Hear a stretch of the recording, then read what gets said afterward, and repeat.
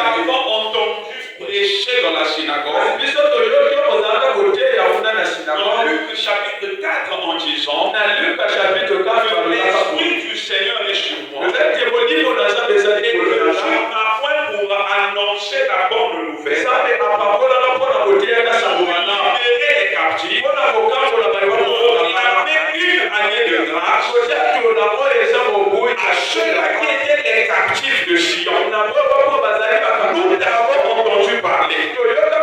En étant des scribes, en étant des sacrificateurs, nous sommes conscients que ces paroles ont été annoncées pour nous montrer qu'un jour, le roi qui a été programmé par l'Éternel, le sauveur d'Israël, le Messie qui devait délivrer son peuple de l'esclavagisme de l'ennemi, devait arriver avec ses paroles.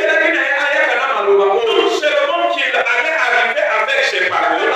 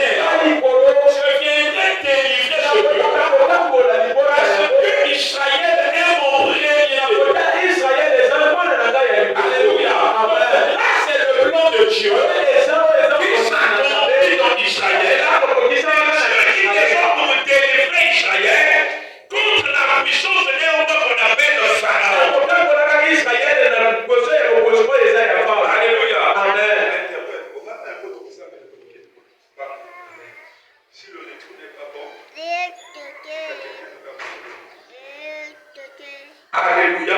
Amen. Voilà maintenant Dieu qui arrive sur la montagne de Sinaï. Là, il va rencontrer Moïse sur la montagne. Moïse, la mission d'aller délivrer le peuple. Je récapitule là. Parce que le peuple était sous la domination de Pharaon. Là, ce n'était pas à cause du péché. C'était le plan établi par Dieu. Glorifier son peuple et que tu une nation païenne. Nous comprenons par là Israël dans le premier échange était en train de vivre la volonté de Dieu. Était en train de vivre le plan parfait de Dieu sur sa vie. De même toi aussi qui es là, tu dois comprendre que sur ta vie, il y a une volonté de Dieu qui a été établie avant même que toi tu sois né. Il avait dit à Jérémie, avant que tu puisses sortir dans le ventre de ta mère, Jérémie, moi je te connaissais déjà. J'avais un plan bien établi pour toi. Le plan de Dieu ne dépend pas des efforts de qui que ce soit. Voilà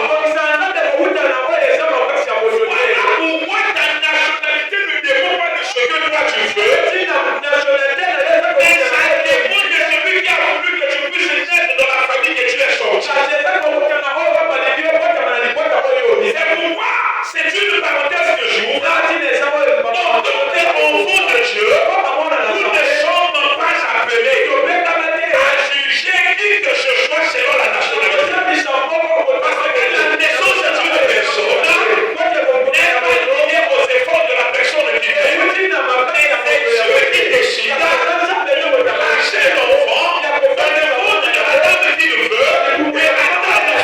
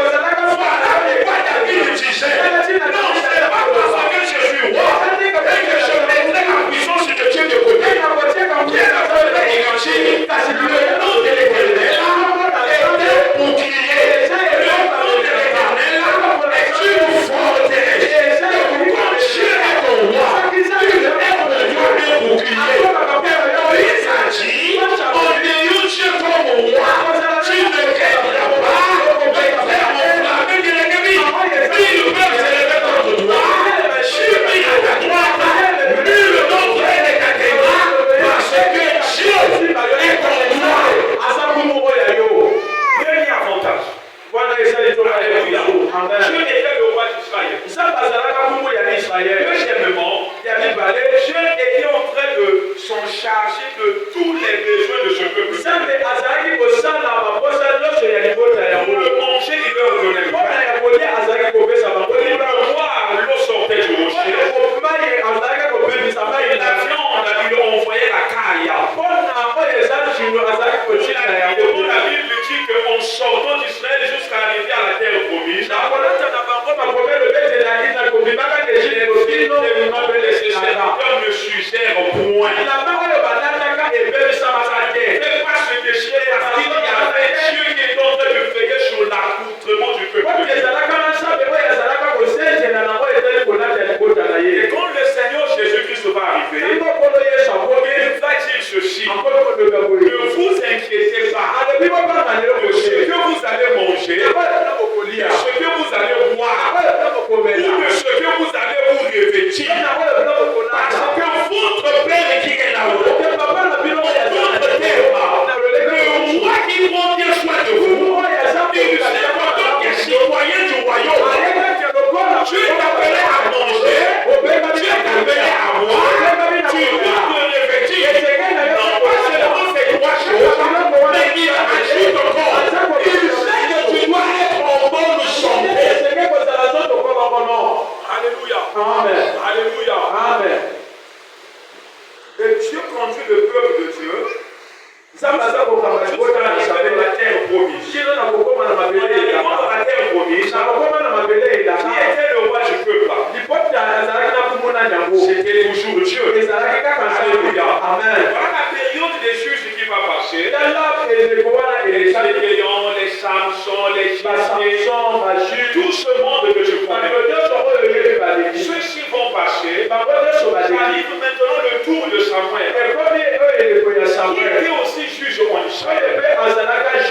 Samuel fut un prophète de puissance. Il était la voix de l'Éternel au milieu du peuple. Il donnait les instructions de Dieu. Il communiquait au peuple de Dieu. Alléluia. En d'autres termes, comme l'ancien Chibet avait dit hier, il représentait la constitution du royaume de peuple. Et quand le peuple s'attachait à cette constitution, Dieu était le roi qui siégeait sur le peuple. Parce que le Sénat qui prenait la décision sur Israël n'était pas un Sénat terrestre, c'était le Sénat du ciel. Donc Dieu voulait faire quelque chose. Il faisait asseoir les gens, les archanges et les chérubins. Il parlait avec ses conseillers. Il écoutait ce que les anges lui disaient. Ensuite, Dieu manifestait sa volonté sur la terre. Tu te rappelleras de cette affaire d'Akab, qui ne marchait pas selon la volonté de Dieu. Alors le ciel va siéger. Et Dieu va dire: je cherche celui qui pourra aller vers Akab, le faire tomber.